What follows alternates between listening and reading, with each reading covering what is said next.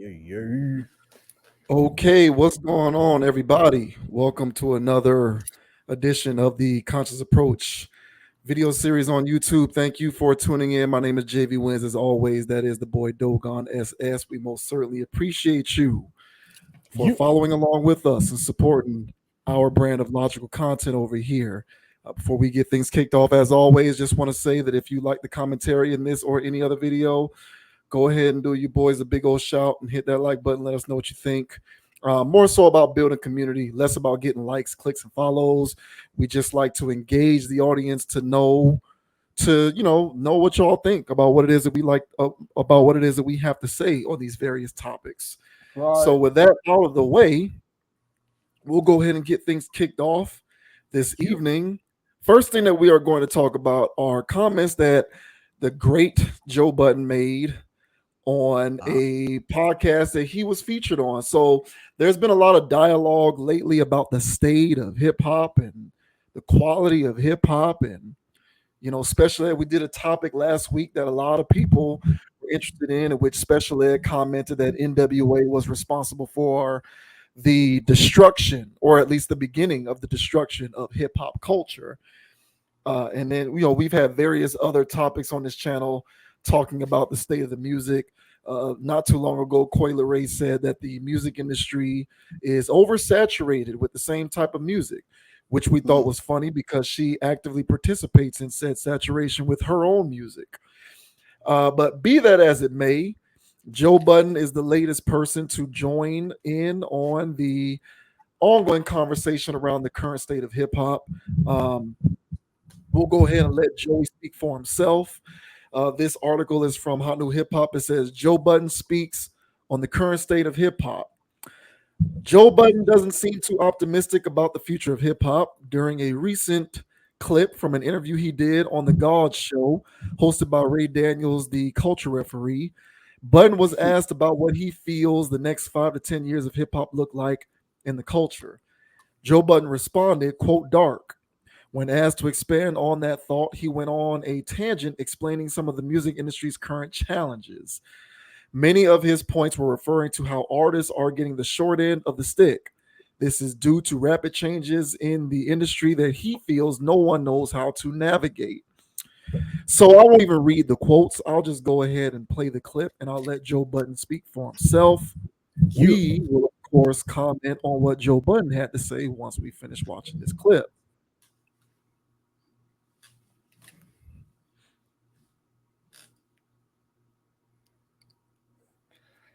Big Joe. Yeah, of course it wants to buffer, right? Oh yeah, while we wait. Shouts Let me out back, to I'm back out because I'm getting that spinning wheel of yeah. death, as they like to call it. Yeah, and while we wait, just again, I just would like to reiterate, man. Shout out to all the subs out there, man. Y'all is like MVP status right now. Just like making it jump algorithm. Let's go. You know what I'm saying? And as JV Wins mentioned just a second ago, leave us some comments, guys. Let us know what you guys think on these topics. You know, we're just only giving like one angle of this, but there's a myriad of ways we can look at all these topics. So drop a comment in the comment section, why don't you? You know what I'm saying? So let's see if this spinning wheel of purgatory wants to play. Yeah, no, those are all facts. We should be good to go. So here we go. Yeah. What does the next 5 to 10 years of hip hop look like in our culture? Bad dark or good dark? Because Drake said he light skinned. I think that he's trying to compliment himself. Which dark is it? Bad dark. I mean, I think we already there. Everybody can't go do a show. Everybody can't put a song on a playlist. Everybody cannot access their fans or the information behind these units that they're moving. It's dark out there. Don't know how to respond to AI. Label people are leaving for the tech companies and they playing all types of stock games at the top. They selling IPOs. Their artists are not getting not one red penny from. I mean, it's all this disgusting out there. What do you feel like we can do to change it? If we're going into the darkness, what would be your plan to change it? Because for me, my plan would be follow you. We need a meeting. Who needs to be in that meeting? Oh, well, that's a different question. Everybody. All right, there you go. So he commented that the future is bleak, it looks dark, but sounded like he was pointing more towards some of the shadier aspects of the business side of the music. He brought up AI, he brought up stock trading, he brought up executives leaving to go work in the tech industry.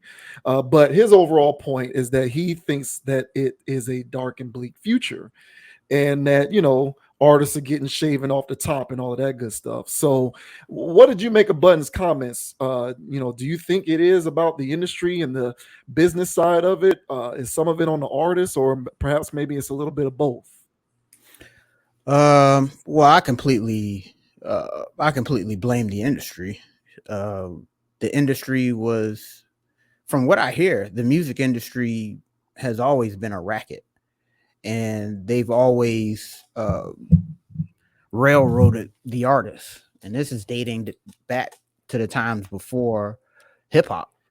So this is, rock and roll, jazz, anybody that's signed to a major label, R&B, funk, anybody that's signed to a major label, for the most part, the science of the times when it comes to the business was always ahead of the artists. So there was always these contracts, there was always these things going on where the artists were getting railroaded. So when it comes to the business aspect of it, nothing has changed. And when direct to consumer became a thing where artists can just, make their own beats, engineer it, have their own studio at the house. So something had to give where these labels could stay ahead of the artists. And to me, that's when streaming and all of these other little games that they play when it comes to album sales and all of these other things, that honestly, if you're not part of a major label, you're never going to get those streams. So how are you going to get paid? And as Joe mentioned, shows are shutting down. That's not so much the industry. That's just that, I would say that's just the signs of the times. But moreover, I think that the industry has had a stranglehold over artists the entire time. They're always going to try to stay 10 steps ahead of everybody. So get used to it. When he says that, we all got to get together, I've been hearing stuff like this for the longest, when it's like, all right, well, we got this artist over here, we got this group of people over here that are independent, and why don't y'all come together and form a major label yourselves, and you handle distribution and all that stuff yourselves. But once you understand the corporate pot and how many hands are in there, there's no way that an activity like that will sneak up under their nose. They're not going to be having that. And honestly, I think it may have been attempted before, maybe not in a grandiose fashion, but I'm sure some people tried to collaborate and collude to try to get something going. But I already know that there was some hands in the pot that muddied those waters. So I good luck with this. You're fighting a corporate beast, and they know what they're doing. So good luck with this one. But how do you feel about Sir Joe's comments? Do you think this is all the industry? Do you feel like it's the artist, or something in between, man? I hear what he's saying, but my issue with Joe Budden's comments is that the things that he's describing are things that are affecting everything, not just hip hop music. So if you look at other genres of music, those artists have always been getting the shaft too. And the livelihood, the lifeblood of pretty much any artist, as far as I know, and I have family members who are in the music industry, has always been built on live performances, because that was the original form of direct to consumer.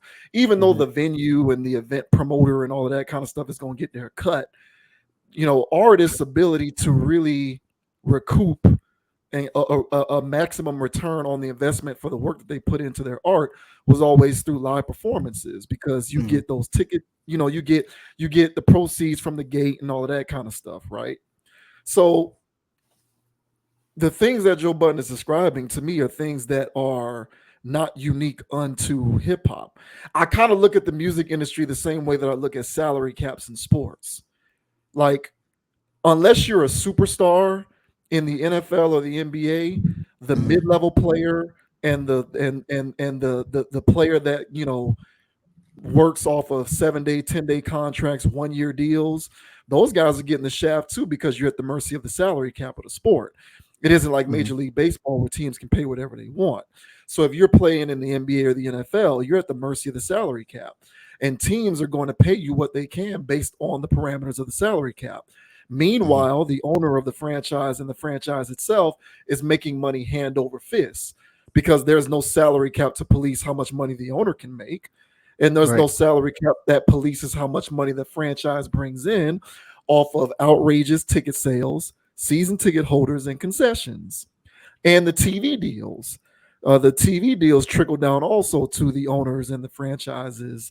And then eventually the players get what's left over per the CBA.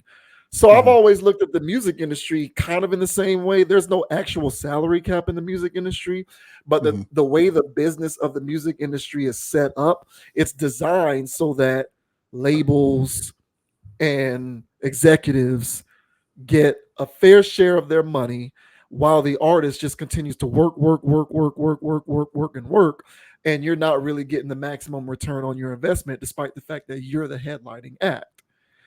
So in essence, what Joe Budden is saying is correct. However, where I diverge from what he is saying is in my belief that that is not something that is unique unto hip hop. That's going on in rock, country music, you know, rock, pop, every genre of music that's taking place. Every genre of music is being affected by the threat of technology and AI and all of that other stuff. Every genre of music is being threatened by streaming and technology, people being at home, people who are more reluctant to spend money to go to a show in person, because people just don't do stuff in person like that the way that they used to, more specifically before the pandemic. So the question therein becomes, what is it that is threatening hip hop more than these other genres, if you are to believe that hip hop specifically is under greater siege than other genres of music? And that's where I'm going to look at the product itself. You know, now I won't sit up here necessarily and say that it's all about the artist and all about the music, but I would be remiss and I would be a borderline hypocrite if I'm going to get on these other topics that we do on this channel and basically go in on the state of the quality of the music, but then come here on this topic and not point out my belief that the quality of music is at least in some part responsible for hip hop being at greater risk for these emerging things, the same way that these other genres are. So, you know, I'm a music fan in general. I won't sit up here and say that I follow other genres of music as much as I follow this one, because that would be a lie. I don't. But I do follow them though. And I do follow trends, and I do follow ongoing conversations surrounding what's going on with these various industries. And from what I can tell, these types of conversations are taking place more when it comes to hip hop than other genres. My belief as to why that is, Joe Budden is going to point out AI and executives and, you know, the sort of racket-like nature of the industry of the music, and he's not wrong in that. But again, that's affecting other genres as well. So I'm going to look at the quality of the music. I don't think it has everything to do with it, but it has to have something to do with it, because when the quality of the product that you put out is inferior and it gradually deteriorates over time, in my opinion, you open yourself up to greater risk than if you're putting out something that is solid and of quality. And it's like, you know, no shade or disrespect, but, you know, the most streamed songs of 2023, I see a lot of Cardi B's, Nicki Minaj's, a lot of Lil Durk's, Doja Cat. I'm just saying, bro. I see a lot of Young Boy Never Broke Again, a lot of Futures, a lot of Ice Spices. And so the thing about it is like the thing about, and like that's, I looked up top, you know, what is this? This what I looked up here. Top 50 most popular. Yeah, I'm you know, I try to fact check myself before I just, you know, start, you know, spitting off the top of the dome. And this here is like top 50 most popular hip hop songs of 2023. best rap, trap, and hip hop music 2023, and this is according to Spotify. So, if you do YouTube music or any other service, is Tidal still around? So whatever other service that you use to stream your music, you might get different results. But this is according to Spotify, and a shit ton of people use Spotify. So this is what I'm seeing here: Young Nutty, 21 Savage, more Ice Spice, uh, you know, uh, Gloss Up, K Carbon. I don't even know who these people are. NLE Chopper, like that's what I'm seeing here. 6ix9ine, Kodak Black, you know. Not too many, not too many Nas's with, King's Disease 123, Magic 123, not too many Big Crits, not too many, I don't even see J. Cole on here. As popular as J. Cole is as a hip-hop artist, I'm not seeing him on this list. I also don't see Kendrick. Both of them released albums in the calendar year 2023, so you can't say that it's been a while since they've been active. So what I'm getting at here is the truth is somewhere in the middle. It has to be a combination of everything, but it can't just be about emerging technological threats and the business of music, because that is a scourge that affects every other genre too. It doesn't just affect hip hop. But what I'm seeing going on more and more these days is all of these talks and conversations about what's going on with hip hop. Is it dying? Is it dead? What's the deal? People ain't going to shows. You got all of these rappers talking about how they got to make X amount of shows and trying to own their own masters because they don't make what they used to. So what's going on? My theory is that there has been an objective deterioration in the quality of music. That's my opinion. A lot of people disagree with that. A lot of people think it's the same. I don't. I think it's gotten worse.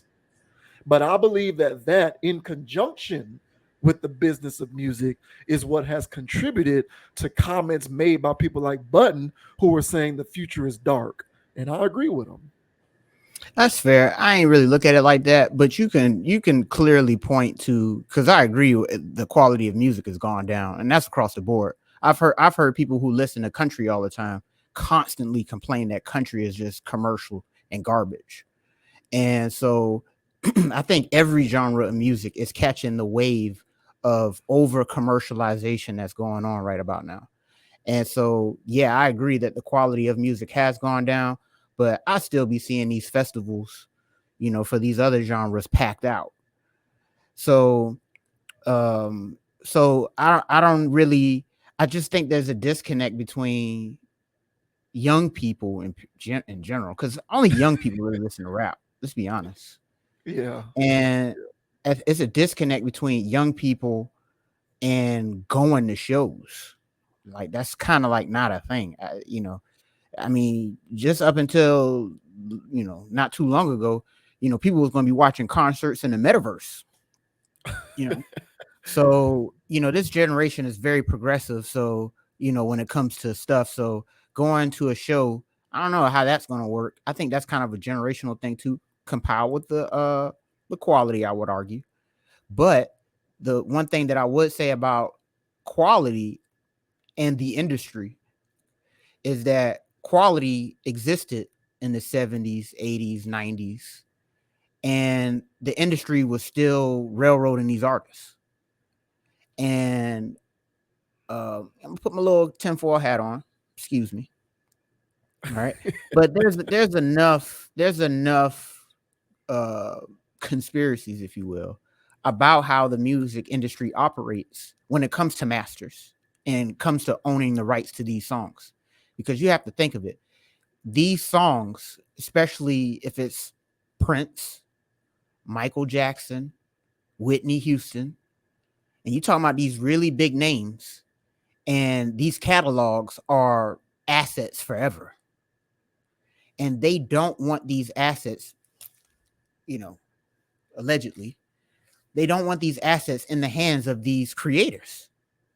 They look at this as their property. And so when these artists have it, it's kind of an issue. Lately, I've been hearing that artists are just volunteering to sell their masters, a la Nelly or something. Yeah. And I think that's a smart move. I think it's best to just get ahead of this, cash out, and find a new endeavor. and do not bank on these masters, because there's always some shady games, I feel, that gets played with these major labels, especially if your catalog can do numbers once you pass away. So the Princes of the world, the people that passed away a little too soon, and it was always something funky about it, drug overdoses and stuff like that. You know, I call collusion on those, me personally. And because the industry will win. So when you sign yourself to these labels, you know, you're signing a large part of yourself away. And a large part of yourself means all that blood, sweat, and tears is literally going to them.